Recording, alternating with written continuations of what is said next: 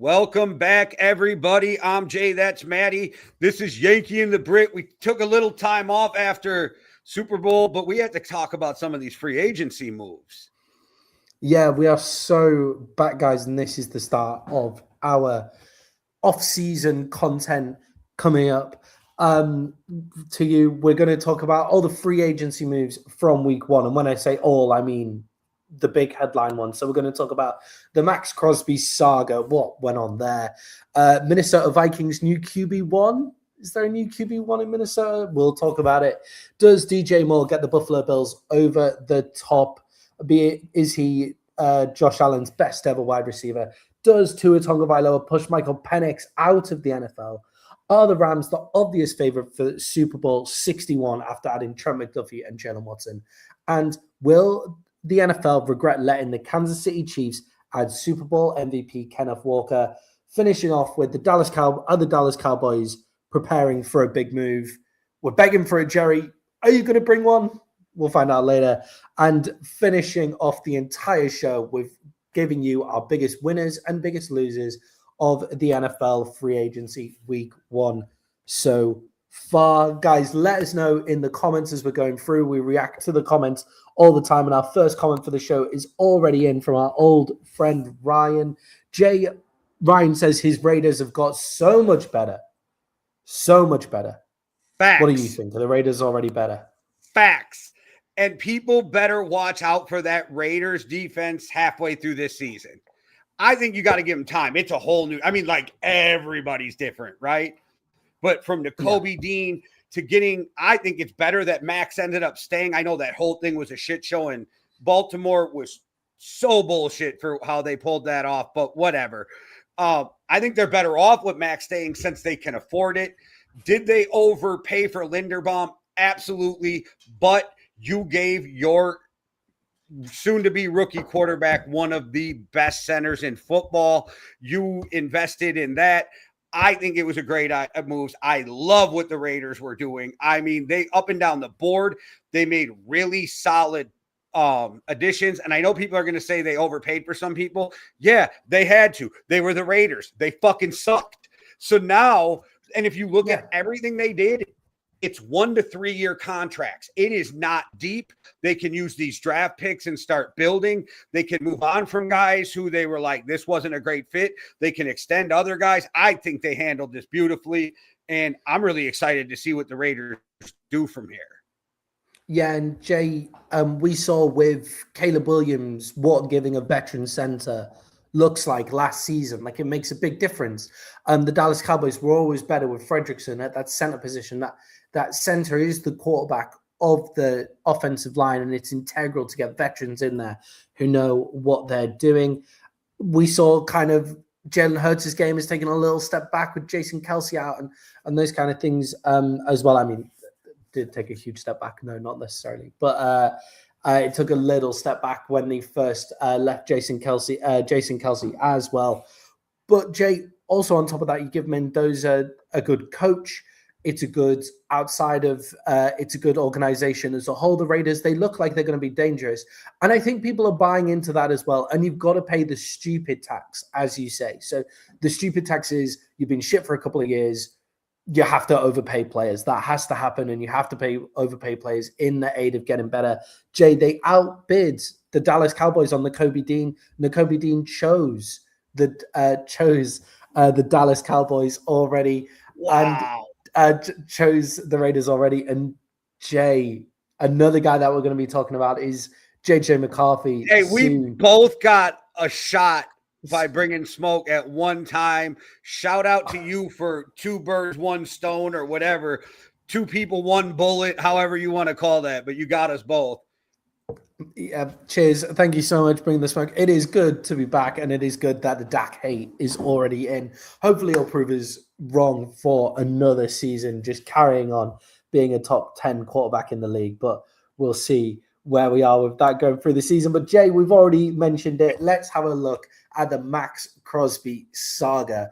A slimy move from the Baltimore Ravens, or do you believe they found out about a new injury? Whatever the answer, the Baltimore Ravens seems to have come out on top, signing Trey Hendrickson and keeping their first-round draft picks. Jay, is this a win for the Ravens long-term? And what next for Max Crosby? Okay, does anybody believe that they looked at a knee that they know was just fucking had done, and it was a meniscus, not an ACL, it was a fucking meniscus. Like, people come back quick off the meniscus. You're telling me you didn't know he wasn't going to pass a physical on his knee after being, 6 weeks after surgery or whatever the fuck it is? No, they realized that they could get Trey Hendrickson for a lot cheaper, and I am not trying to hear this bullshit where they're like, we wanted both of them. You were not going to pay fucking $70 to $80 million for both of them when you were talking about how you were going to bring Max Crosby up to the number one paid fucking defensive player in the league. You were going to reschedule, and then you're going to pay fucking $30 million for Hendrickson. You know, that wasn't going to happen. They backed out because they got cold feet, because they've never given up a first in their history. Then they were going to give up 2, and they're like, oh shit, we're going to do this for a 30-year-old guy when we can go and get Hendricks for fucking less money and not give up the draft picks. It's exactly what they did. Now, here's the thing. I would have more respect for them if they'd have just came out and said, you know what? We changed our mind, because they had every right to change their mind up until fucking Wednesday of that week. And if you would have just said, we changed our mind, Hendrickson's cheaper, we're going to keep our picks, I would have respected you more than trying to pull the bullshit that they pulled. Yeah, and Jay, I 100% agree with that as well, because if you just came out and said,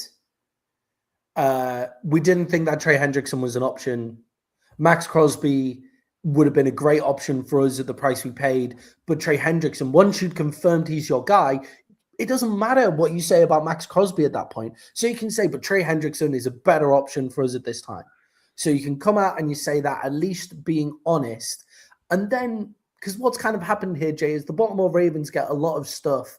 And I imagine a lot of people make deals with them in the NFL because they're a well-run organization who kind of can be trusted. But Jay, now is anybody going to deal with the Baltimore Ravens for seasons to go? Because you just think Tom Brady must be spitting with the Raiders. The Raiders have basically made their assumptions on getting another 2 first-round picks. They've made their plans, and now they have to go through all of those plans again, and no one in the NFL is going to want to trade with the Baltimore Ravens. What do you think about that, Jay, in terms of their long-term stuff? I would say they've probably won by not giving up 2 first-round picks for Max Crosby, although I would say Max Crosby is better than Trey Hendrickson. But they've probably won because they come out with Trey Hendrickson and they still have their 2 first-round picks to fix an offensive line, which is struggling in Baltimore as well. So what do you think there for the Baltimore Ravens? Does this really harm them long-term? I think it's going to turn some teams off and they'll shy away. And if you have the same deal-ish from another team, it wouldn't surprise me if, you go with the other team. But what I wonder is, how do the players take this? Do you now have to overpay to get free agents? Are they like, if I have any other choice, am I going to Baltimore? Because, the mid-level guy's always going to go where the money's the most if they haven't got paid. But when you're talking these top-level guys, are they going to want to go to Baltimore? Do they trust what they're doing? Do they think it was a shady move? Max Crosby's loved, and I think what bothered the players wasn't that they backed out. It's that they let Max go do the whole, I'm a Baltimore Raven. That's the stuff that's going to rub the players. The players are like, whatever, it's a business, fuck it, But when it comes to making a player, and I don't think Max looks stupid, but that's the narrative, is they made Max look stupid. I think Baltimore's the one who looks stupid in this. I don't think it's Max. I don't think Max looked bad. I don't think the Raiders look bad.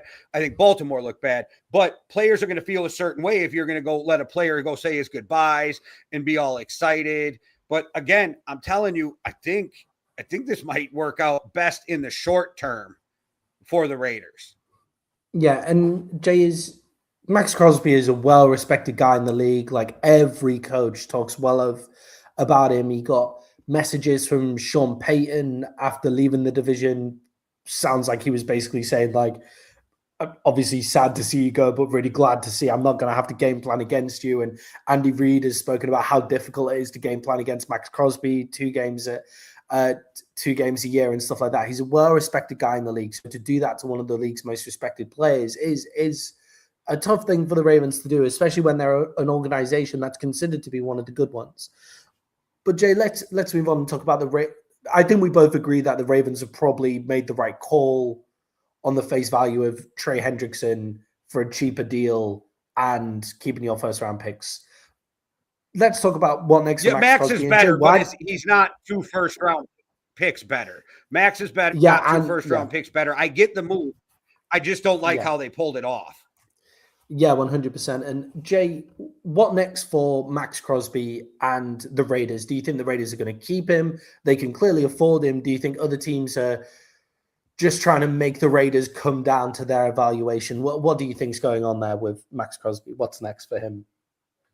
Well, it depends. Are they like, do they have a bottom line? Like, we're not taking less than this for Max Crosby. And if that's it, because the Ravens were the only ones who went to 2 first. Even Jerry wasn't going to 2 first, right? So from all the reports. So I think it's a mixture of they have a price point they want to get to. Also, at this point, now people are going to try to lowball the shit out of you. Yeah. Yeah, and I think with the Raiders here, they've done so well at the beginning of free agency, and they already have so many draft picks. They might think, do you know what? Well, Max, the Raiders treated you like the Ravens treated you like shit. We'll always treat you well. Obviously, the injury reserve thing last season pissed him off, but you could really see why they were doing it. Come play with us for 1 more year, get your stock back up, and let's go for it. Let's go for it this year because they made so many good moves. And what the Raiders are actually missing with all those free agency moves is that veteran player, the guy who shows the rookies how to be an NFL guy. And Max Crosby is the ultimate guy at that. So the Dallas Cowboys aren't coming in and giving a first. They're not giving a first and a second this year. They might give a first and a second with the second next year. But the Cowboys don't have a second this year. The Cowboys don't pick from the first round. They don't pick until the third from that point. So they need to give a second next year. And I don't think the Raiders really want that. I think the Raiders want those picks now. The Eagles seem to have been already quick to fill their defensive end positions. We'll obviously see what happens with Jalen Carter saga and all of those kind of things in Philly. As of this morning, they're still trying to get Jonathan Grenard from Minnesota. Yeah. So they're looking at other options as well. But I do think there's some teams, and I think the Cowboys are one of them, that are trying to see if the Raiders will come down to their evaluation. But Jay, if I'm the Raiders, I got my 2 first-round picks. I'll wait and I'll keep Max Crosby. I'll just keep Max Crosby and we'll just build the team around that and the basis that he's probably leaving next year without us getting any picks for him, really. What do you think of that? Well, his new contract has him there for what? 2 more years, 3 more years when he signed and re-upped. So, and if you trade him next year and you get what you want, but I could see Max just saying, fuck it, them revising his contract, giving him updated money, and him just retiring a 1 helmet guy. I could see Max doing that. Yeah, like, it must be crushing to like go to a place, think like, oh yeah, I've got this move, and like basically you have changed everything in your head to now just come straight back down. Like, you might not want to go again, like that must be really tough. And I think the Raiders handled it the right way by saying, Max, we get you're pissed. We love you. And if you want to be traded, we'll try to make that happen. So when it 100%. Fell through, they were still like, Max, remember, we love you. You can come home. Yeah. And I mean, and he's a class dude too, the way he handles it. He's a class dude. And he lives in Vegas, which is one of the places where most people seem to want to live in the States. I personally don't see it because that's not my type of city, but like, that it looks like a lot of fun, especially if you're a fucking millionaire. I'm not a drinker and I'm not a millionaire and I'm not a gambler. And I love Las Vegas because there's so many different Las Vegases that you can go and do. But I wonder if guys sometimes too go, I want to trade. And then as soon as they're getting trade, go, fuck, I wish I wouldn't have asked for a trade. And the reason I bring that up is, at first, it kind of felt like that's what happened with Micah last year. Yeah, I agree. I do wonder if Micah is happy in Green Bay than he was in Dallas. And you don't realize all the stuff you're saying goodbye to and all of those kind of things. But guys, let us know in the comments what you think about the Max Crosby trade. Do you think the Raiders should trade Max Crosby and be looking to move in? Do you think they should keep hold of him? Which team do you think Max Crosby would suit going to? Ryan, let us know how you felt about Max Crosby staying as a Raiders fan as well. Put it in the comments. and we'll look at it later on. But Jay, let's move on to your Minnesota Vikings and their potential new QB1.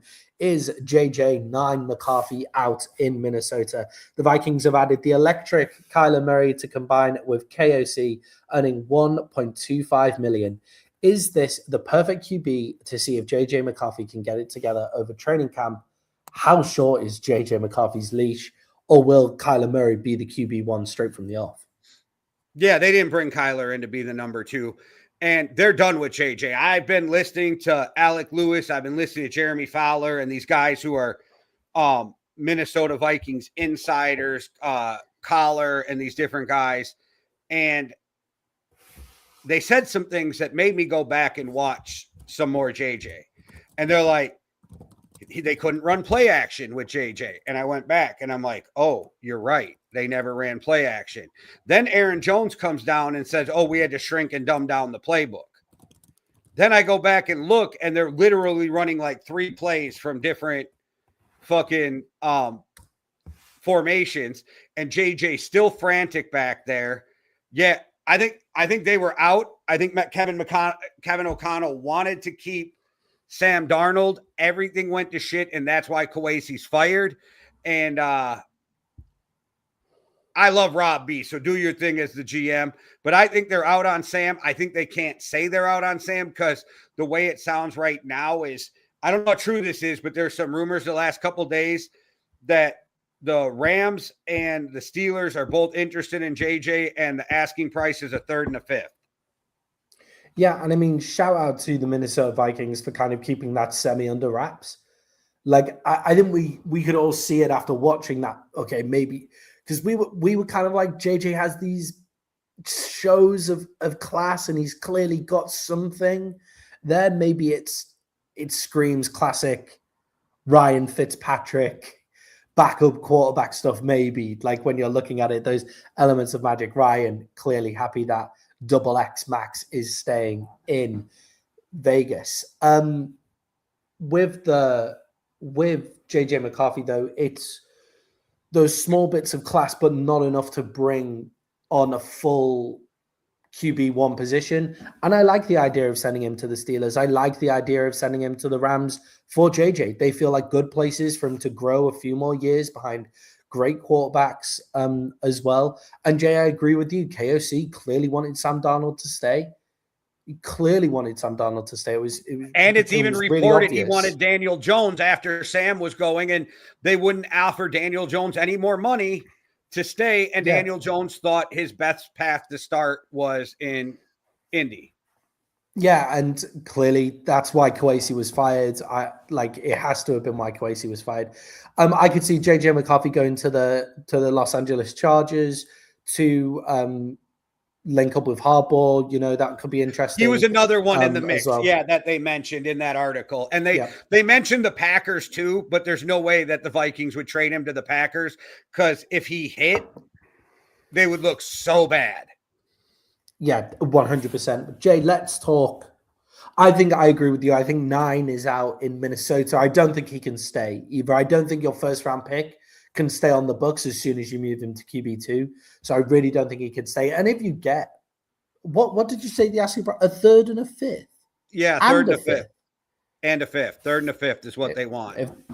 If they could get a 3rd and a 5th, then that's... It sounds like they refuse to move him for anything less than that, because their argument is, we can just sit and let him walk after his contract in 2 years and get a 3rd or a 4th. Yeah, I mean, that's actually fair enough. Yeah. So maybe a 3rd and a 5th to get him out of there. But Jay, let's talk about Kyler Murray. He's going to be on $1.25 million this year. Feels like a great fit, right? KOC is the kind of offensive guy. He's brought back Sam Darnold. Daniel Jones looked amazing immediately after spending time with KOC. Kyler Murray feels like the kind of guy who needs to revitalize his career, go to KOC, and with the kind of plays that Kyle Murray can do, surely KOC can bring that out in him as well. Jay, what do you make of Kyler Murray being paired up with Kevin O'Connell, especially for only $1.25 million this year? Oh, we them Vikes, this our year. We them Vikes, this our year. No, like seriously though, if you look, what did Kevin O'Connell do best? with Kirk Cousins and Sam Darnold. Kevin O'Connell helped them stop making bad decisions and help them stay in the pocket long enough to let those deep routes open up. What is Kyler's two biggest downfalls that people kill him for? He leaves the pocket too early, and he makes some dumbass decisions at times. But he is super accurate. He's got a cannon, and he's athletic. These are the traits that Kevin O'Connell's been searching for since the day he got there.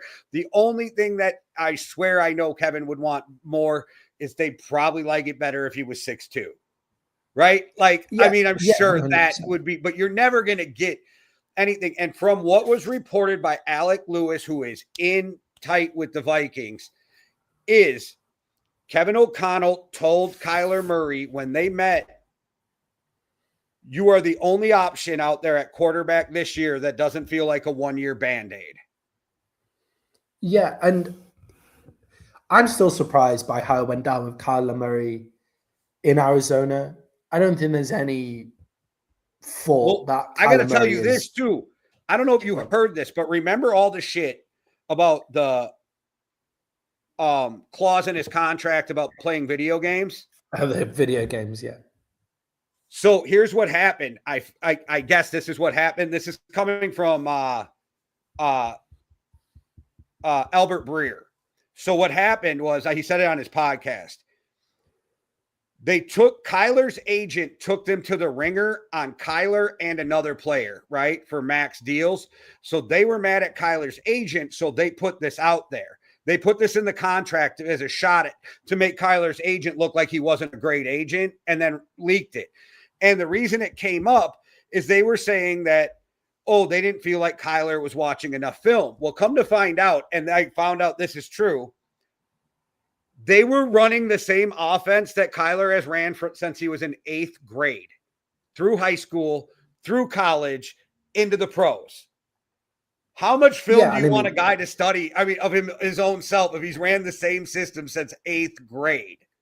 Yeah, and to be fair to Kyler Murray, it looked like an offense that had come straight out of 8th grade as well. Yes. There was like zero motion. It was like literally Kyler just step back and throw. He's not going to get that with KOC. And we'll see how he studies. Obviously, I feel like Kyler Murray is a clear QB1 in this league. Like Kyler, there is nothing in Kyler Murray's career that doesn't make me think he's top 5 potential, top 15 pretty much every year he's had in the NFL. I love Kyler Murray, and I'm really excited to see him pair up with KOC. And Jay, something that needs to be mentioned is Kyler Murray looked his best with DeAndre Hopkins. He looks his best with those big wide receivers because, he's a fucking short guy, so he needs to throw something up there for people to go get. Do you know who the Minnesota Vikings have, and who everybody seems to have forgot that the Minnesota Vikings have because he didn't get the ball at all last year? The best wide receiver in the league, Justin Jefferson. Justin Jefferson and Kyler Murray are going to be an amazing pair. All right. I'm excited about that as well. The Cardinals went 1-5 without Kyler in 2022, 1-8 without Kyler in 2023, 1-11 without Kyler in 2025. Even though everybody keeps talking about how fucking great Jacoby Brissett played, he won one game. Okay, I don't understand. I'd play great if I was. I'd play great if I was playing 100%, if I was playing 80% of my minutes in garbage time because I'd already thrown interceptions and hadn't scored when the game was actually on the line either. Jacoby Brissett is fine. It's okay, but he's not fucking Kyler Murray. So, yeah, Jay, I think you should be excited about Kyler Murray, Vikings. And, Jay, I think the Vikings are one of the top to go worst to first. Even though, Jay, with JJ McCarthy, they weren't the worst. They had the same record as the Packers, and they had the same record as the Packers by half a game behind the Packers, and they had a better record than the Lions last season. But JJ McCarthy was 29th or less, 29 to 35 in most quarterback stats last year. So so you're right. If they had any resemblance of competent quarterback play, they were in the playoffs last year.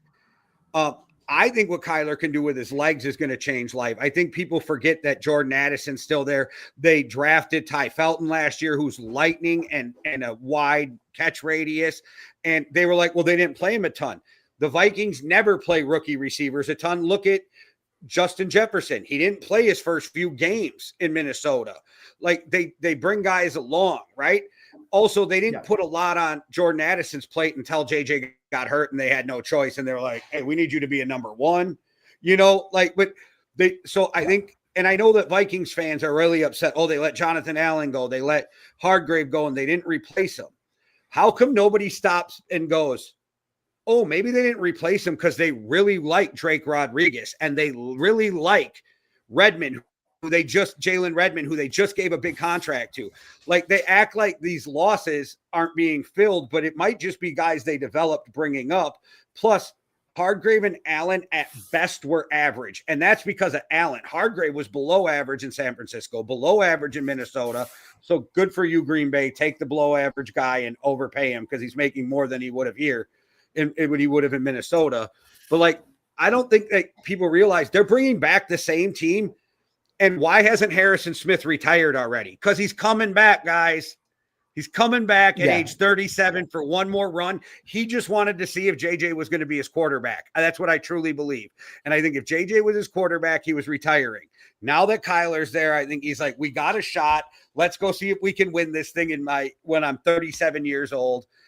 I don't know. I like what the Vikings did. They need to hit in the draft. Definitely need to hit in the draft with their first 4 picks in the top 100.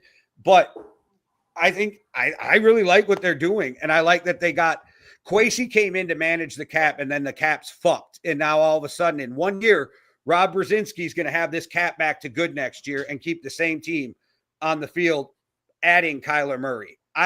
You couldn't ask for a better Kyler Murray situation for the Vikings either, because they were in kind of cap trouble. And when does a starting quarterback who's ranked between 10 and 17 his whole career come to the market for 1.3 million, right? Like, it doesn't happen. So this is, I'm overly excited, Maddie, because this feels like this could be a lightning in a bottle type situation. Yeah. And that 1.25, 1.3 million means that if it doesn't work, all right, move on. For the Cardinals, for me, it's a complete disaster move and a complete failure of their organization. The one thing that they've had is this idea of they've had their franchise quarterback for so long. They paid him huge money. They're eating a lot of money on the cap this year with moving off Kyler Murray. So, I think this is a complete failure for the Arizona Cardinals, but huge win for the Minnesota Vikings. Jay, our final question to talk through before we go to a break is all about the Buffalo Bills. And does DJ Moore get the Buffalo Bills over the top? DJ Moore might be overrated by some and underrated by others, but whatever you think of DJ Moore, is he the best wide receiver Josh Allen has ever had? Did the Buffalo Bills give up too much to get him? No, he's not the best receiver that he's ever had. Stephon Diggs is the best receiver he's ever had. Yeah, exactly. I've seen that question so much. Is DJ Moore the best? Stephon Diggs exists, man. Like, outside of Stephon Diggs. Did they overpay for him? No, they filled a need that they needed a guy who is definitely competent, has speed. I don't think he's a true number one, but I think he's a better number one than Shakur. It looks like they're looking to move on from Coleman, is the way it sounds, in this offseason. So they have to.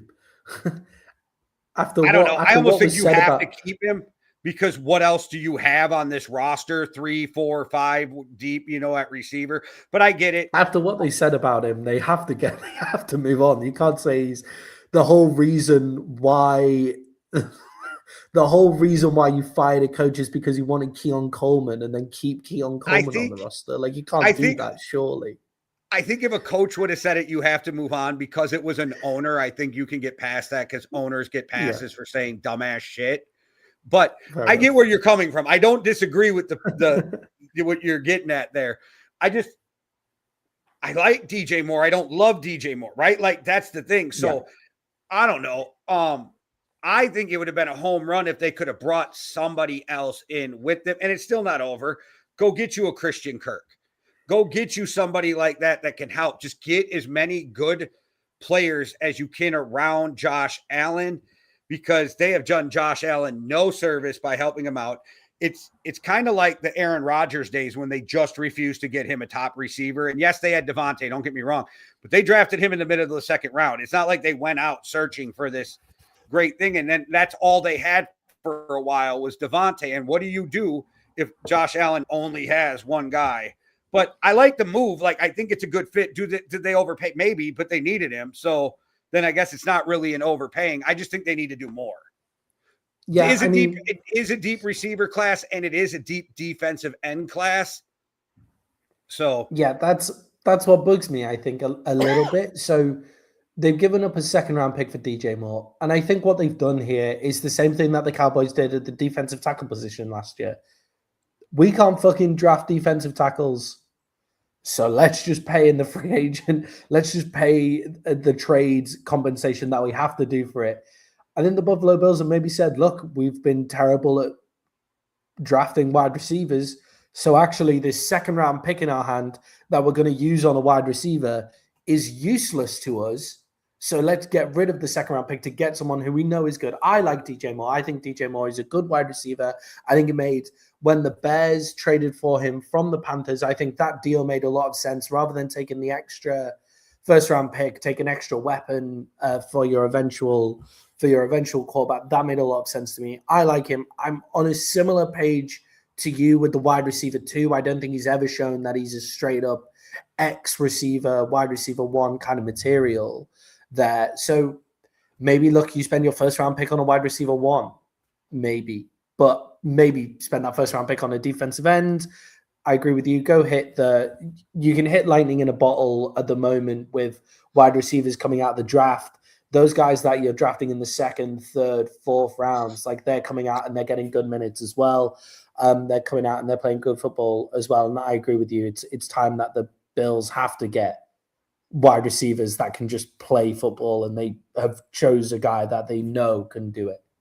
Daniel Jeremiah says you will get competent receivers in the 5th round this year. Yeah, so I think maybe it makes sense to spend your big money on an already NFL established guy, so that second-round pick, an NFL established guy, and then take flyers basically all the way down the draft now. I was surprised that the Bills went in on the Naylor trade, the Jalen Naylor trade. I think that would have made a lot of sense, because if you get your one and then you get your speed wide receiver, Jalen Naylor, and then you're just trying to hit something else like in the later rounds of the draft. I think it's the fact that they were going to have to pay him like $13 million a year, I think, as a free agent to come out for Jalen Naylor. And I love Speedy, but I don't believe he's a number one. And I even question sometimes if he's a true number two. Yeah, I think he's more that guy who is just take the top off.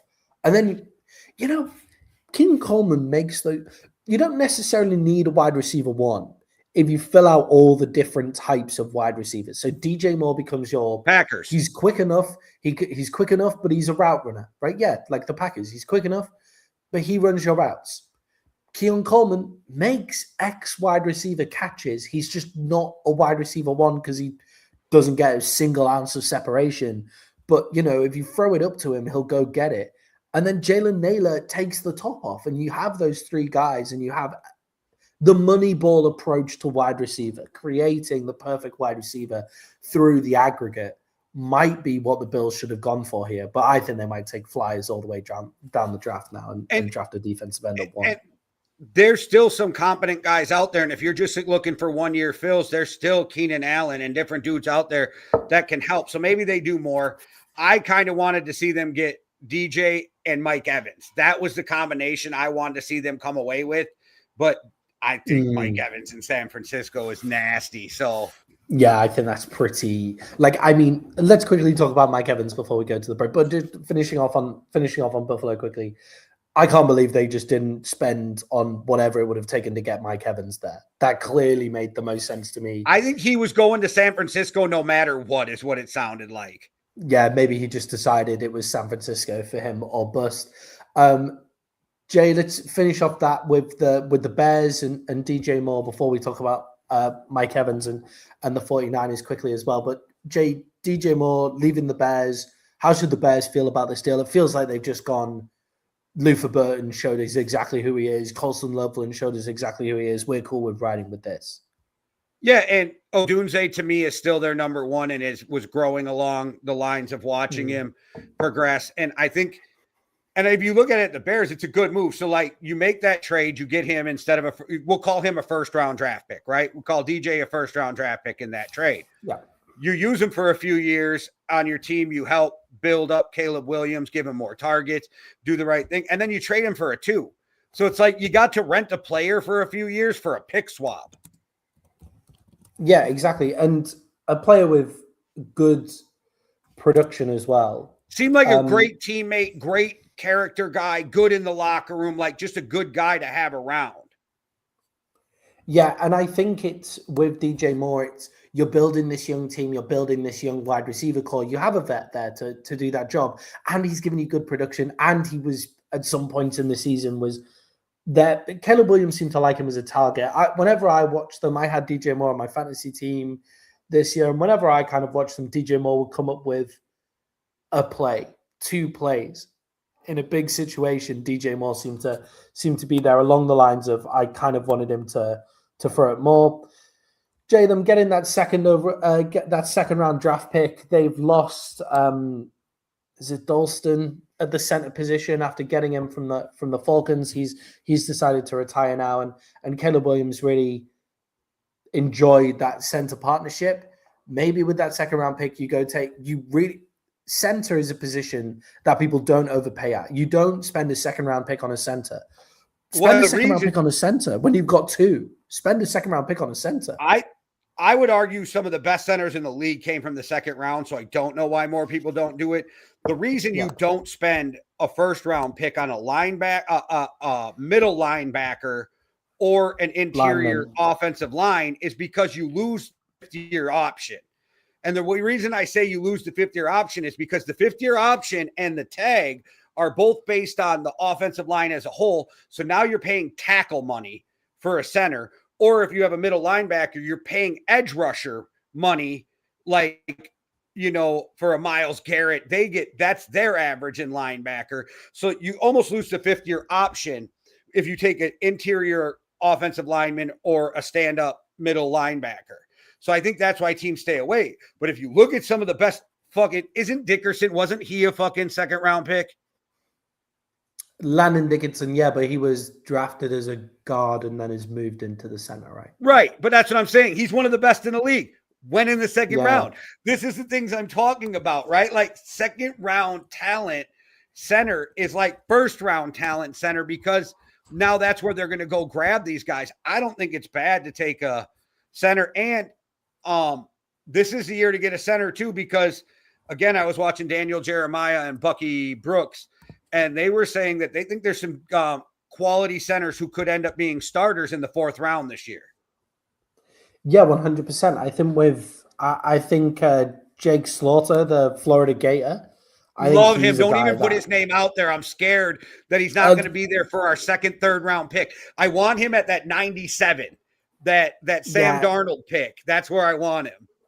Yeah, if I'm the Bears, I'm taking him with my second round pick. I get it, but I'm get it. Like I'm hoping, right? Like that's the guy I'm hoping for with that 2nd, 3rd round pick. Where do they pick now? They pick at 57 and they pick at 60. So, they're 2 lower second round picks as well. You think pick 60, you just go, fuck it. Like, let's just go get him. Let's just go get the best center on the board. I don't understand why more people don't just take, like, there's certain positions where it's like the best players in that position on the board last until the 3rd round. Why don't I just second is such a shit shoot. Let's just take the guy there. We know he's going to be great. Jake Slaughter is going to be an amazing player in the NFL. So if you get a starter out of the 2nd round, then you're happy. Like, just take him, right? Yeah, just don't take Cole Strange in the 1st round if you're the Patriots, because now he's still a free agent bouncing around hoping he got a home. I'm just saying. That's mad. And Jay, quick on Mike Evans to the 49ers. Great target for Brock Purdy. Great fun piece for Kyle Shanahan to play around with and have on his offense. And that ex-wide receiver is great. Jay, the one thing I'm worried about, and it's something that I'm going to worry about against the 49ers all year, and I don't know how they keep overcoming this. Let's add the most injured player in the league to the most injured team in the league, and let's just carry on like with this. Like, how is Mike Evans going to survive a season with the 49ers medical staff? Well, they're always injured. This is why I think it's a great signing. So as long as him and Kittle don't get hurt at the same time, they can do a lot of the same things. And I know Kittle's a tight end, minus the blocking, though, those big bodied routes for Purdy, that kind of stuff. So as long as he and Kittle don't get injured at the same time, I think that's kind of the route you go with that. Interesting. So week 1, you're saying play Mike Evans, wrap George Kittle in bubble wrap. Week 2, we play George Kittle, play Mike Evans in bubble wrap. And then when you get to the playoffs, you play them both and they get injured in the first round. But, that's fine. Sorry. Yeah, I really like this signing. I think it's a great signing by the 49ers. And I think the 49ers are going to be dangerous this year with KMC, the only question Mike I Evans. have, when does Christian McCaffrey hit a brick wall? Yeah, I just think this is the last year that they're all just going to play everything, get that vitamin T on board and just push through, and they're all going to walk off into the sunset on their Zimmer frames together, the entire 49ers organization. Like, CMC's legs are both going to fall off. Like, after You're this like, season, they're all going to ride the same ambulance out into the sunset. Super Bowl 61 in hand while the paramedics are giving Trent Williams CPR while he's holding it on the sideline. It feels like this is the twilight season for the 49ers. This is the one for them to go and get the dub with these guys, because it's Trent Williams. This has to be his last season. CMC, he can't keep going for this long with the amount of workload he has to go through. George Kittle spends his entire seasons injured. Mike Evans spends his entire seasons injured. This is the one that they've got to go for. And Jay, the way to keep us from needing CPR and to keep us alive as we go throughout the season is by plying us with coffee. And guys, you can really help us out by buying us a coffee. We love when you like, we love when you subscribe. So make sure to like and subscribe and enjoy the break. Me and Jay set up the Yankee and the Brit nearly 5 years ago. And in that time, we've gone up to about 7 shows a week. And with the help of our loyal community, we've been able to keep growing. But we want to grow even more. And that's why just giving $5 or £5 could really help us out in our Buy Me a Coffee fund. And all you have to do is hit the Buy Me a Coffee link in our YouTube descriptions. That'll be on every single video. You can give £5, $5. You can give it once, you can give it every month. And what that does is it allows us to grow and even buy ourselves a coffee every once in a while.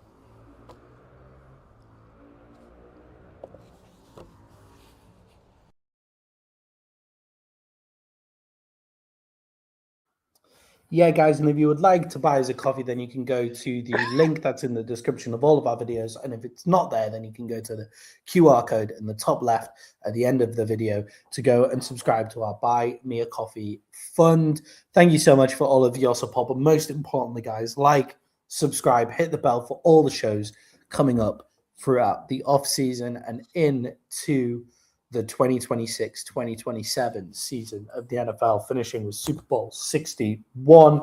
And Jay, talking about Super Bowl 61, the Los Angeles Rams. Are the Rams the obvious favorite for Super Bowl 61 after adding Trent McDuffie and Jalen Watson?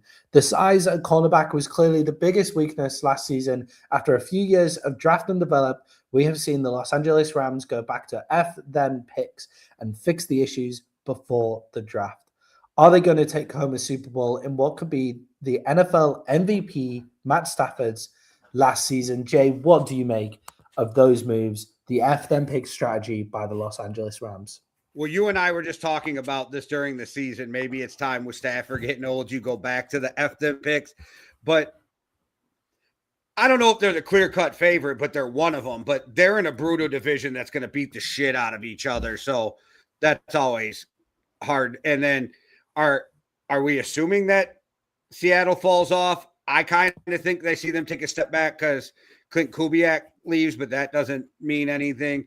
There's other good teams, but I see why people have them as the favorites. I think that secondary just got a lot better. And I literally was questioning what the hell Kansas City was doing in this offseason. So I would have to say I think they were great pickups because you trade for one and then sign the other as a free agent, correct? Yeah, you trade for Trent McDuffie and you signed Jalen Watson as a free agent, and Trent McDuffie, I think did they give a first round pick for Trent Yep. McDuffie? Is I think it was that what they first give and up for him? something else too. Yeah, I mean a first round pick for Trent McDuffie, one of the best corners in the league. And Jay Corner was a big problem for them last season. And Jay, when you're going up against the 49ers, who are now huge at wide receiver with Mike Evans and Juwan Jennings if he stays, but George Kittle and Mike Evans as their receiving options. When you go up And against the Parsons Seattle isn't a Seahawks, small guy either. So I mean, not what's his name? Ricky Pearsall, yeah. And when you Pearsall, go up with I mean, Ricky Pearsall takes bullets and gets back out there, man. Like he's hard as fucking nails. Like there's no problem there. But when you go up against Jackson Smith-Njigba and Cooper Kupp and the Seahawks with Clint Kubiak and what they were able to do, like the Arizona Cardinals, maybe a bit of a drop off there at a wide receiver that don't really work for my analogy.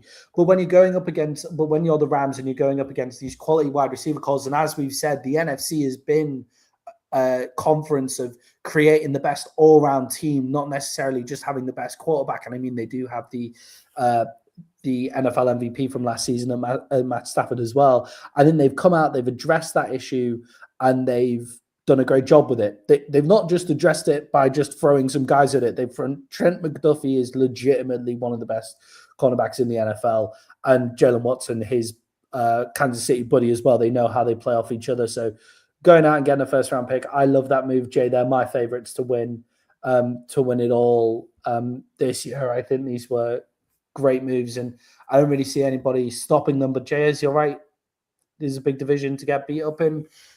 Jay, Kansas City, obviously trading a first-round pick there. What do you think they do with that extra first-round pick for Trent McDuffie? Clearly, the contract was maybe too big for them. I'm not sure what they were thinking about getting rid of Trent McDuffie here. Okay, so they lost starting safety and two starting corners. You bring in a safety at free agent, but you don't really do anything at the cornerback position. Like you have to draft a corner, right? You have to. Yeah. Well, they drafted. And because they signed, 9. maybe because they signed Kenneth Walker. Like this is why when we were talking the other day, and I put, there's no way he makes it. Like when you were talking about, were you talking about Sonny Styles? Who were you talking? It wasn't Sonny Styles. Who were you? Caleb Downs. Yeah, Caleb Downs to the Cowboys. Yeah. I was like, there's no way he's sitting there when the Cowboys draft because there's too many teams in front that need a corner. Like, and he's so fucking good. If you're not gonna willing to spend a top 10 draft pick on him, then you're not going to ever spend a top 10 draft pick on a corner. Yeah, and I think with the fact that Caleb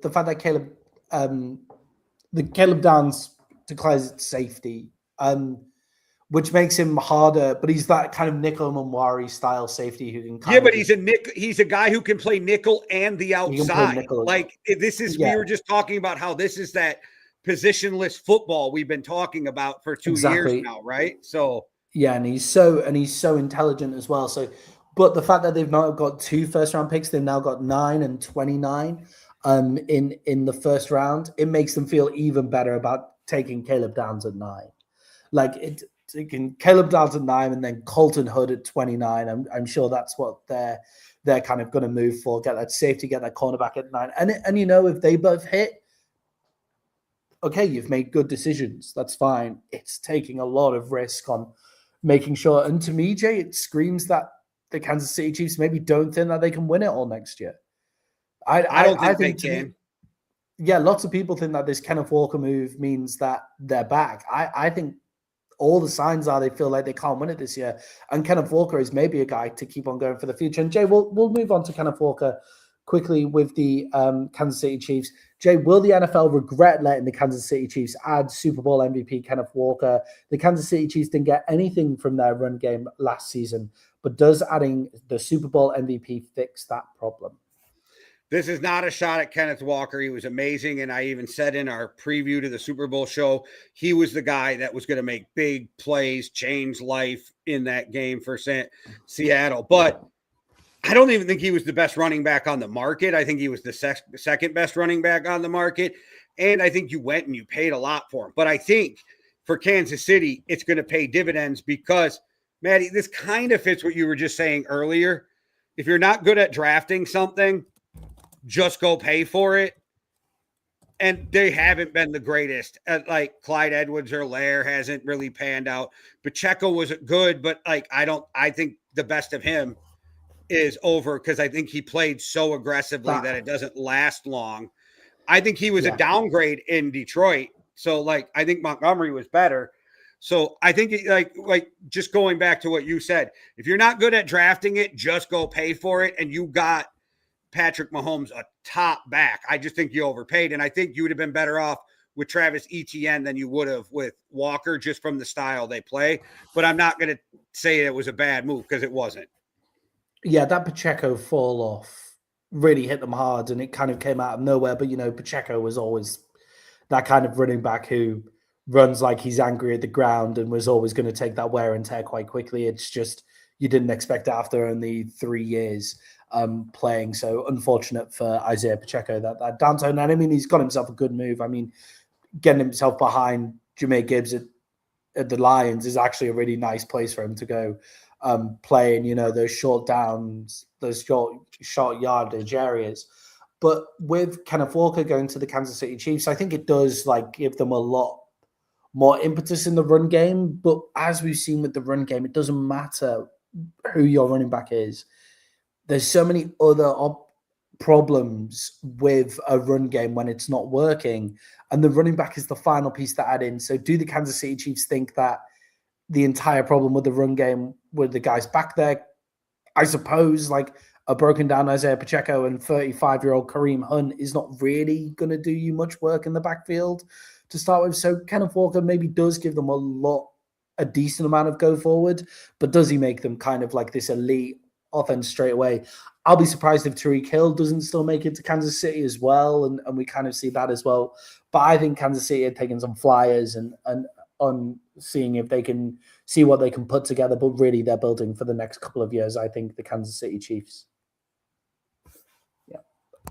Jay, let's go look at the Atlanta Falcons, and their quarterback stuff continues. They've currently had 3 new quarterbacks through the door in 2 seasons, with Kirk Cousins obviously getting paid $100 million, Michael Penix being a first-round draft pick, and now former first-round draft pick Tua Tagovailoa comes in to Miami. Jay, does Tua Tagovailoa push Michael Penix Jr. out of the NFL? Tua cost the Falcons $1.5 million. Are the Falcons going to give Penix a fair chance this season, or is he already being shown the door? Well, he's already behind the 8 ball because you have to learn a whole new system, and it looks like you're not going to be ready for training camp, and Tua's going to be taking all the reps. And I know some people are like, they only brought Tua in because he's left-handed, so they don't have to change the system. Well, I think it's also because they're not sold on Michael Penix, and I'm not sure that Kevin Stefanski is a Penix fan. I don't know if he is or not, but Michael Penix struggled. His mechanics look bad, so unless they can fix those. But how do you think that Penix is the starting quarterback when we don't even know if he's going to see any time in training camp? Yeah, I don't see how Penix can be the starting quarterback, really. I think Tua wasn't the problem in Miami. I think Tua needed to get out of Miami, and I think Miami needed to get rid of Tua. I don't think that it's necessarily a bad thing that Miami are eating the money on Tua, and because they've been able to get Michael Penix, and I think that's a decent move for everybody involved there with Michael Penix going to Miami as well. I don't know how true this is, but I read something in, I think it was the Star Tribune, where they were saying that Tua's agent called Minnesota and they were just like, no, thanks.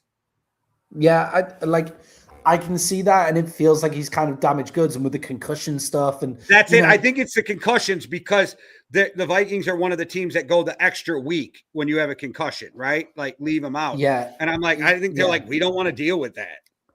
And to be fair, they were probably also talking to Kyler Murray at the time. Never, I'm given the choice between Kyler Murray and they were. Hey, nobody would tamper and talk early. What do you mean? Nobody would do that.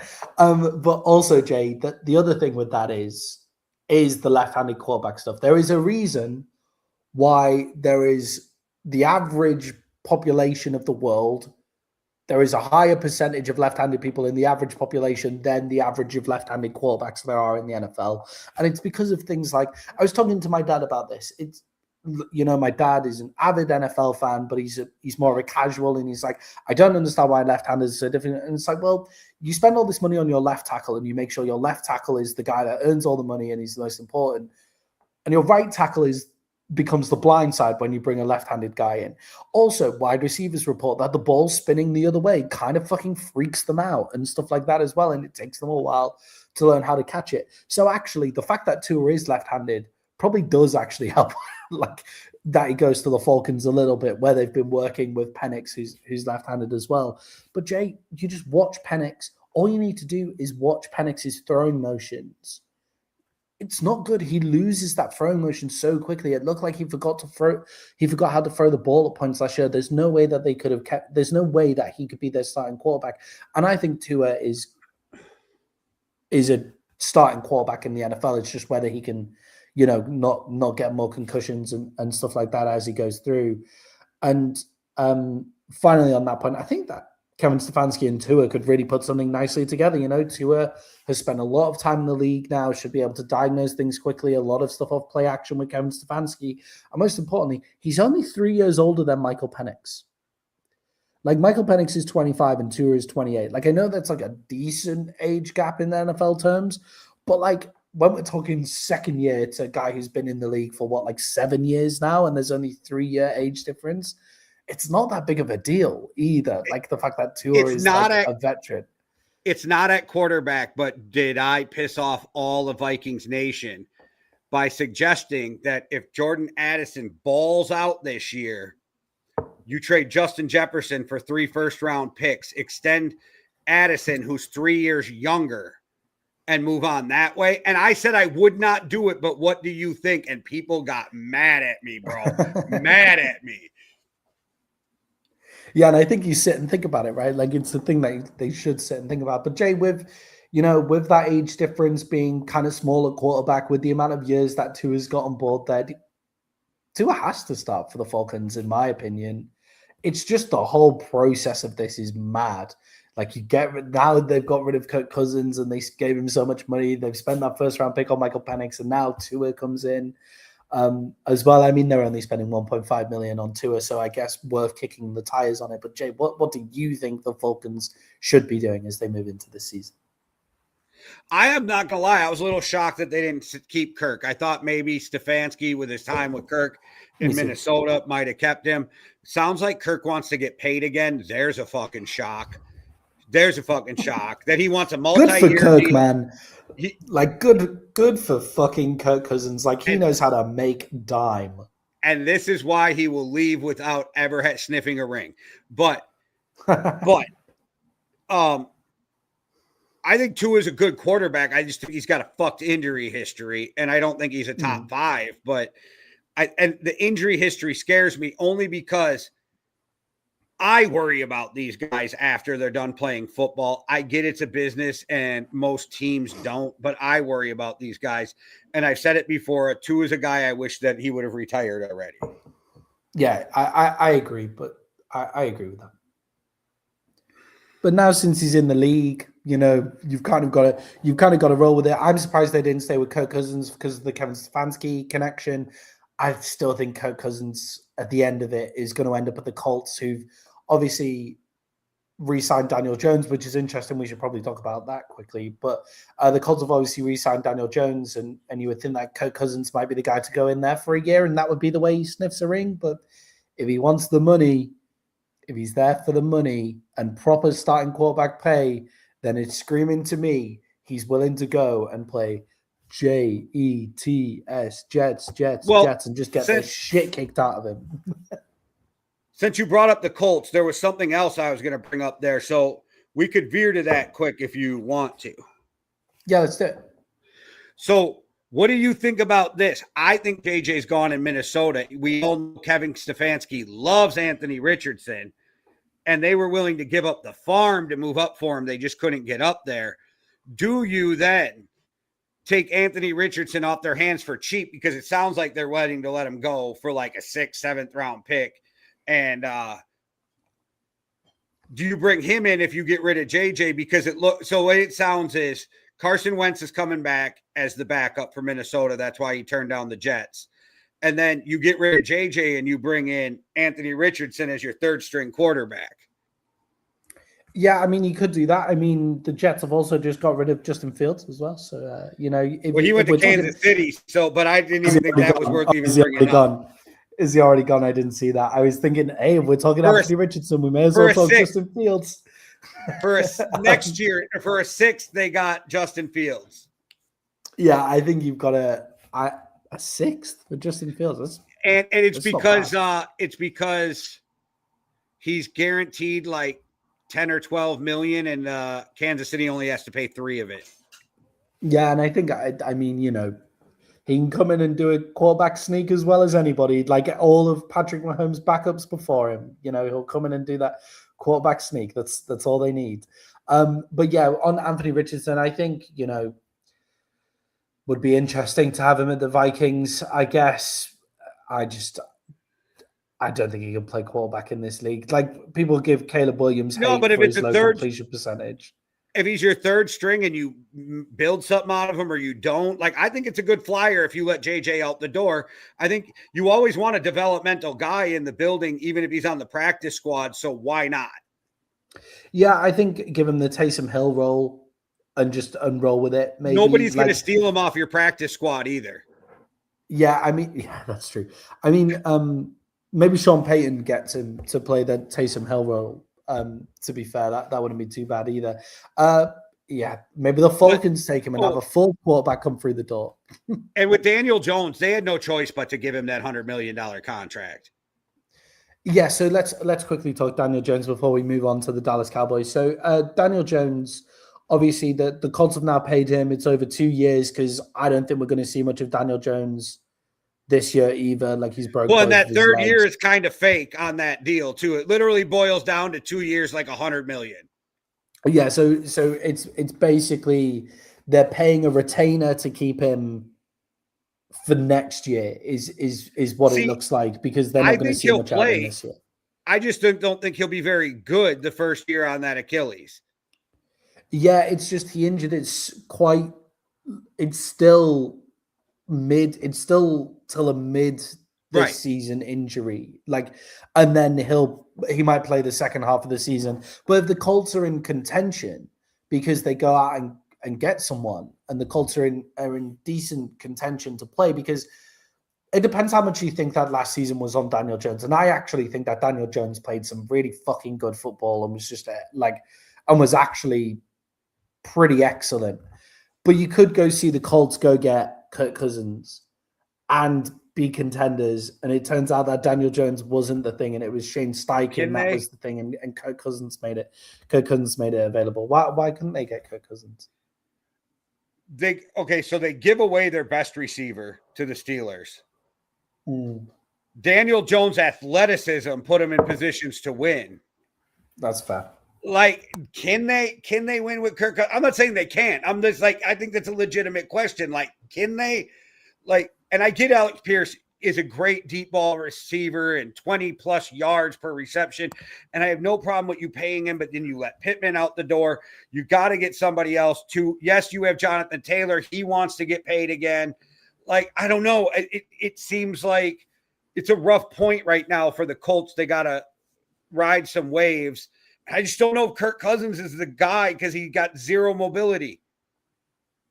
Yeah, and I mean, I don't know who's there with the mobility to kind of do that for them, whereas Kirk Cousins can play a certain level. And I mean, I give you the reasoning. I just don't know if there's anybody right now who can come in and save their season.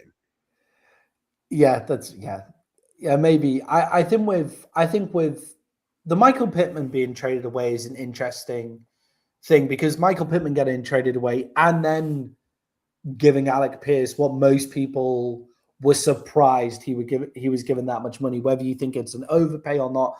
I really liked Alec Pierce coming out. He makes huge plays. He scores touchdowns.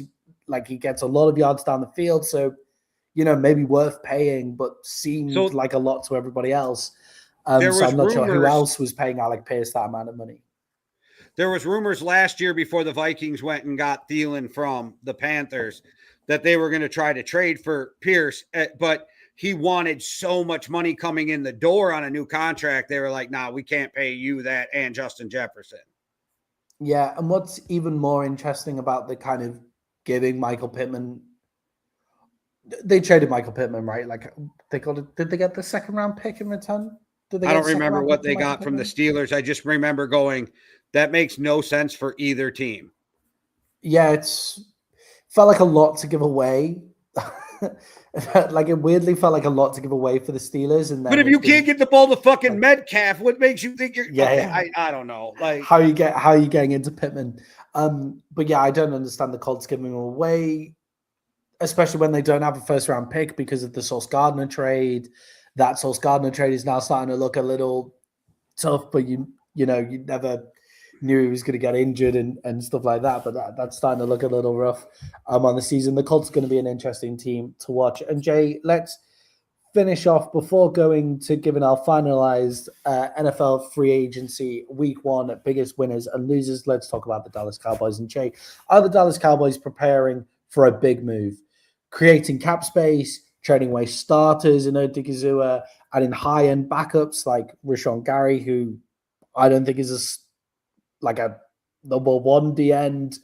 It's maybe a number 3 in the rotation and doing it for a 4th round. But anyway, adding some high-end backups. It looked like the Dallas Cowboys were setting up for something big in free agency. But once again, Jerry Jones leaves Cowboys Nations hanging. Are the Dallas Cowboys fans going to get the big free agency move they so desperately desire? Jay, what does it look like for the Dallas Cowboys and them making this space? I'm going to start with this as somebody who watches every minute of every Packer game because I'm right here and they're in my division. Gary is going to ball out for the Cowboys because when he's at his best is when he does not have to be the number 1 guy who's getting double teamed. He is not going to be double teamed with that D line they have. You had no choice but to trade Izugio, however the fuck you. Yeah. You had no choice. Plus, he doesn't fit your scheme as well as he would being traded. You know what I mean? The scheme that's run. You had to. You had to get rid of one of those guys, and he's the one who fits the least. Makes sense. I think Gary was a good addition because you didn't give up a fucking ton. You get him in. And I know people are like, you could have just picked him up in free agency. It's so easy for people to say that. You act like there's no other teams out there in the mix for this fucking guy. Yeah. And I mean, it also turns out that the Dallas Cowboys can't pick up people in free agency. Like Nakobe Dean picked the Las Vegas Raiders, like over the Dallas Cowboys. So, that has a lot to do with his college teammate went there and they decided to go together. And yes, I get your point. I'm just saying it's like people act like you can just sign whoever you want, that they have no choice in it, right? So I think he was a good pickup. I think they're still trying to lowball the shit out of the Raiders. I don't think that's going to work.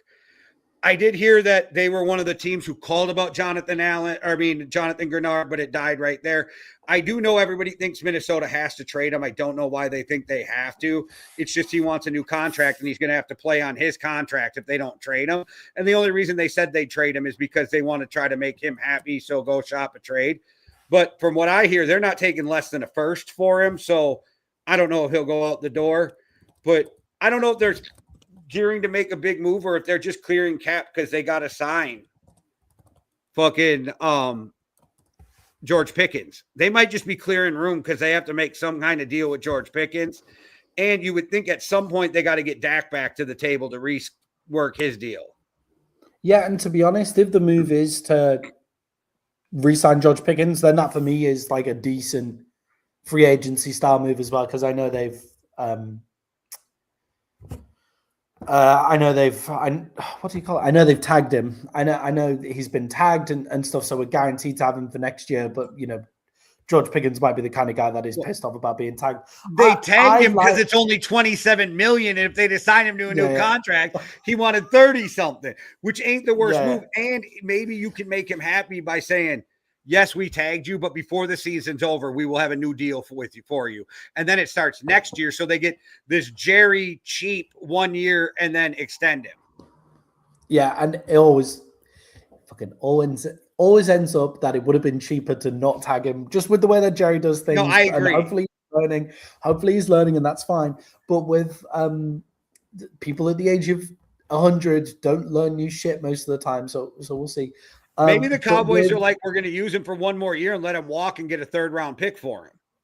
I mean, I wouldn't necessarily hate that either, to be honest, as long as the money that they're freeing up, because currently what they're doing is they're freeing up loads of money and not using it. And that's pointless. Like, because you're giving up something in the way that you're freeing up the money here as well. You cannot, you can roll a lot of that money over to next season though. You got a 3-year window where you can roll money. Yeah. With the Odigizua move and the trade away, it's like, I do get it. It's like you can't have Odigizua, Quinnen Williams, and Kenny Clark all in the D tackle room and pay them all. Like be spending that much at D tackle. Like Odigizua got his contract last year and stuff. I'm a bit annoyed that he went to San Francisco because I think he's going to be fucking unreal at San Francisco. But that's fine. Yeah, their front 7 is nasty again. Yeah, and Greenlaw's back. Ooh. Yeah, and I think with the one time the Cowboys D-line looked really good this year was that 5 personnel in the front where it was 3 D tackles and 2 D ends and stuff like that. I thought that was quite interesting, and that looked like it was working and everybody was eating, but you couldn't keep them and pay them. I do understand that. But they're moving this cap room, and I still just think it has to be, and we come back to the start of the show, it has to be Max Crosby. Like, that's the guy that they're trying to work on. And if they're working on it and it fails, okay, that's fine. Let's not give up the farm for Max Crosby. I get it. We'll come back to the table next year and try and get him again and those kind of things. But I do think that this cap has been put aside for Max Crosby, and that's what they're trying to do with it, because a defensive line that is Max Crosby, Quinnen Williams, Kenny Clark, and then either Rashawn Gary or Azaraku is a nasty defensive line, and the Dallas Cowboys go back to having that nasty defensive line, and they can just focus all of their draft energy on linebacker and the secondary as well. So I do think they're preparing a big move still, and they're just trying to make sure that they get this move. Maybe it's Jonathan Grenard. Right. It could be Jonathan Grenard, and it can't be Jonathan Grenard because we would have heard, like we heard that it died down immediately. That's not the way that the Cowboys organization operates. Like, there would have been 20 leaks by now. You know exactly what the Cowboys are going to do before it happens. Like, we know what the Cowboys are going to do before Jerry Jones. We don't even know if they're going after Max. We don't even know if they're going after Max right now. Like, we don't know shit about the Cowboys right now. which to be fair to the Cowboys, it's fair play. That's the first time in a while. But Jay, let's finish off the show with the final thing of our biggest winners and losers of NFL free agency week 1. We'll both pick a biggest loser and we'll both pick a biggest winner. Jay, I like to finish on a positive. So let's start with the losers. Jay, in the show title is the total disasters. Jay, who's this free agency window been a total disaster for you? I mean, people can call me crazy, call me dumb in the comments, whatever. It's Kansas City. Go on, give it. Elaborate. It's that secondary. How the fuck do you play in the NFL without a secondary? And maybe they'll prove me wrong, but like, how the fuck do you play? And then I still think Kenneth Walker's great. You overpaid him too. We can argue about that, whatever. But I think it's the loss of the secondary. And you struggled last year on your defense at times. Anyway, I think Chris Jones might have seen his best days, and I don't know. I don't understand the secondary moves. And so I think that they're the biggest loser of the free agency. Yeah, I think you could say one of the biggest losers is the Chiefs defense, and one of the bigger winners is the Chiefs offense, but the Chiefs defense is a much bigger loser than the Chiefs offense is a winner. Jay, for me, my biggest loser is the Cincinnati Bengals again. The Cincinnati Bengals. They're my biggest winner. Go for it. Right. Interesting. So they've added defensive finish players. your loser, and then we'll get there. I'll let you do that, and then we'll go. Yeah. So for me, the Cincinnati Bengals have added defensive players, but none as good as losing Trey Hendrickson. And we continue to see this thing where it's all about the way that they can build their offense and stuff like that. Jonathan Allen, solid player, played pretty well for the Vikings, but getting older as well. Boyan Mafe, intriguing, not the consistency that you're going to get from Trey Hendrickson. To me, with the Cincinnati Bengals, it looks like performative help that they're trying to get on the defense rather than actual help that they're getting on the defense. And I think I'm just always bad on the Bengals and anything that they do in an offseason. So, Jay, please tell me why I'm wrong.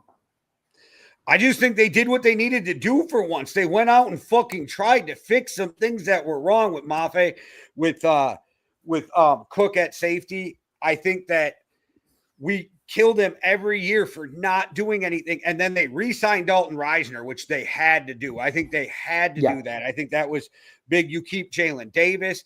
I don't know. Like, I feel like they, for once, made moves on the defensive side of the ball. They need to actually try to get better. I'm not saying it's going to change life because I think the Raiders probably had the best, but I didn't want to keep going Raiders because we kicked that to death. So I was going with the Bengals because I'm like, they're actually doing something the right way. Then I think that's the biggest win right there, is that I even hit the group chat and said, holy fuck, the Bengals actually got better. I'm so glad we did this because for me, it's like the Bengals are wanting to look like they're trying to do better. Like, that's what it looks like to me. What would have been better is if they got Trey Hendrickson on the books. Like, the fact that they lose Trey Hendrickson and they bring Boyan Mafe, that's it. They didn't have to lose Trey Hendrickson in this free agency. They didn't have to do that. That didn't have to happen. Okay, but let me check here. Sorry, go on. No, I'm checking something here just to make sure I'm not wrong. Yeah, so Mafe's only 27, right? And then you're talking about, we're assuming Hendricks is going to be the guy he was 2 years ago, coming off an injury in his 30s. I don't know that that's the worst move.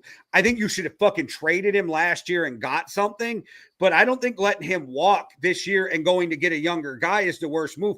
Plus, next year, they're guaranteed a third-round pick for him. Yeah, and I obviously always like when they get the third-round pick. I just don't necessarily trust them to fix the holes that they've got with the first-round pick. It's just interesting. I just felt like some adult shit was going on. I think that's a win. Yeah, the Boyan Mafe from Trey Hendrickson feels like a big swing, and we'll see how that goes. And then we're trying to get younger, and then they bring in Jonathan Allen, and it's like, okay, well, what's the truth in that? But yeah, so I feel like interesting. That's going to be fun going into the season. Jay, some honorable mentions for the. I like that we so disagreed on that. I like that. Yeah, that was fun. The honorable mentions for the biggest loser, the Cardinals losing out on Kyler Murray, not bringing anyone, anybody of note in. We kept Jacoby Brissett. Okay, I know they're probably just trying to lose so that they can get the prime position for the 2027 quarterback draft class. That looks like it's going to be amazing. But we have no idea. We've gone into so many seasons where we thought those quarterback draft classes were going to be the best that we've ever seen, and then they turn out to have poor college seasons. If you don't get the number one overall pick, you're competing with the Jets, who have 3 first-round picks and a ton of other shit for next year for ammo to move up. Yeah, exactly. And with there should be loads of options at quarterback in 2027, but they're trying to position themselves towards that top to make sure that they've got who they want. The Bucs don't really bolster their pass rush either. The Tampa Bay Buccaneers have really struggled with pass rush for a couple of seasons. They got worse. Good for they've actually physically got worse on the offensive side of the ball, and the pass rush has been a struggle. And Jay, they've been calling for Jonathan Grenard as well, and they're trying to get Jonathan Grenard for a day 2 pick. It looks like, so honorable mention for the Bucs as biggest losers as well. But Jay, let's move on to a positive. The Packers too get an honorable mention because they lost talent and added nobody, but whatever. Just doing nothing. Just classic Green Bay stuff. Jay. And losing Dobbs and losing Quay and losing Gary and so Trayvon Diggs is gone. I don't know, Yeah, difficult for the Packers not to be included in that. total Which if disaster, Trayvon would come please. and sign on a low contract with Minnesota, I think Brian Flores could get you back to where you need to be. But just saying. Yeah, and it becomes a really interesting weapon actually for a guy like Brian Flores, right? Jay, with the Green Bay Packers there, the Micah Parsons trade looks more and more like a win. I'm just going to say it. Like, if the Cowboys come away with Max Crosby, that that Micah Parsons trade for the Dallas Cowboys looks more and more like a win every single day. The Packers are seeing what happens when you have to pay a defensive end, whatever the ridiculous money it was that they got Micah Parsons. It's already done, becoming more and more of a win. I called the win the day after the trade, just nobody wanted to listen to me. That was an incredible pick by you, Jay. Absolutely awesome. I just thought you guys got better and freed up a ton of space. I didn't know how it was a loss. And I did say it could end up being a win on both sides, but the Packers still have to prove it. Yeah, 100%. Jay, let's chat biggest winners here. Jay, who's your biggest winner of NFL free agency so far? Yeah, you know who that is. That's the team who got the 3'3" quarterback.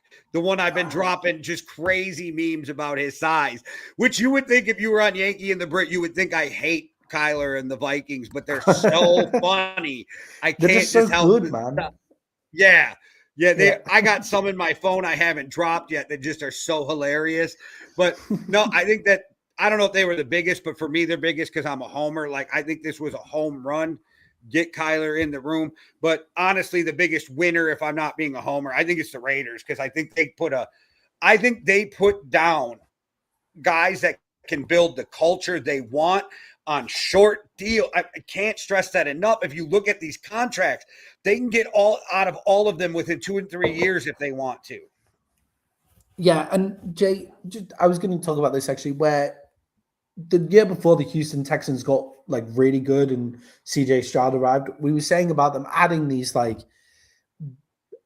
B to C players, maybe a couple of them creep into A once they're given more impetus to be better, and once they're given starter positions and stuff like that, and they bolster the depth of their team. And then you add in a CJ Stroud, you add in a Tank Dell, you add in a Nico Collins, and you go, okay, we got a team. And the Houston Texans had a team that year. And I see the same kind of building style with the Raiders. And it's like, yeah, we're overpaying guys, but we need to because of the stupid tech. So I like what the Raiders and you want your young quarterback to succeed. So you're putting as much talent on both sides of the ball as you can. I don't know. Like, they have Brock Bowers. They have fucking Aston Genty. You're bringing in Mendoza. Like, you got a lot of really good talent, and Henry Ruggs will get paroled later this year. Okay, I was joking about bringing him back, but it looks like he gets out in August. He'll never see the NFL again, guys, and that was a bad joke, but okay. Yeah, I think with Mendoza as well, like, his stock continues to grow for me, which is interesting. Even after, like, you would think his stock was immediately the highest after the national championship. I like him better now than I did.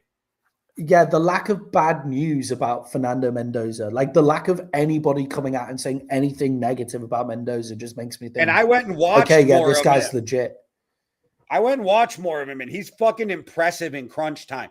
Like, he's got the talent, he's accurate, he can move around, he's athletic, but the way he handles pressure and the way he responds at the biggest moments, it's fucking impressive. Yeah, so it gets better and better. It gets better and better for the Raiders. Jay, I think the Raiders are probably the true biggest winner, especially if they're able to keep Max Crosby, or if they still get a first-round draft pick from somebody for Max Crosby as well. Like, there's a lot that can happen there. But Jay, there's a couple of honorable mentions that I have written down here. Shout out to the interior offensive linemen, especially the centers. We've already said about how teams should be going out and getting those centers. Tyler Linderbaum comes out and resets the market with a $27 million deal. Yeah, he comes out and he resets that market immediately. The Bills re-signed Connor McGovern to a long extension. Tyler Biadasz signs for the Chargers for $10 million per year as well. But then we've got the guards as well. So David Edwards, Isaac Samalo, they both received long-term deals. I like the interior offensive line, man. I've been saying I've been saying it a lot about how the interior of the offensive line is becoming more and more important as D tackles become more and more important on the defensive side of the ball as well. So big love for interior offensive linemen and massive love for the centers there. Jay, I think the Baltimore Ravens can consider themselves short-term winners as well with the way that things went down. You know, they get Trey Hendrickson. What was it? It wasn't a terrible money deal either. Trey Hendrickson's probably a winner coming out of that deal at the age of 31 after the injuries as well. You're probably not wrong about that, but they get to keep their 2 draft picks as well. So they are our winners and losers, guys, and we hope you enjoyed our first show coming back into an amazing offseason of NFL football. Join us again for more stuff on free agency, more stuff on the drafts. And Jay, we need to talk about everybody's biggest needs in the NFL and how we would fix all of their teams. But Jay, send us out like you always do. It was good to see you guys. Enjoy the rest of your week. All right. Since I know Howie Roseman watches every show as you're watching, Howie, Jalen Carter, Jonathan Grenard, and the 2nd round pick from Minnesota. You're welcome, because we got to pay him astronomical to bring him in. We'll take that off your hands. You can get our 2nd and Jonathan Grenard for Jalen Carter. All right, everybody, thanks for watching. Hit that like and subscribe. One world, one love. Deuces. Cheerio.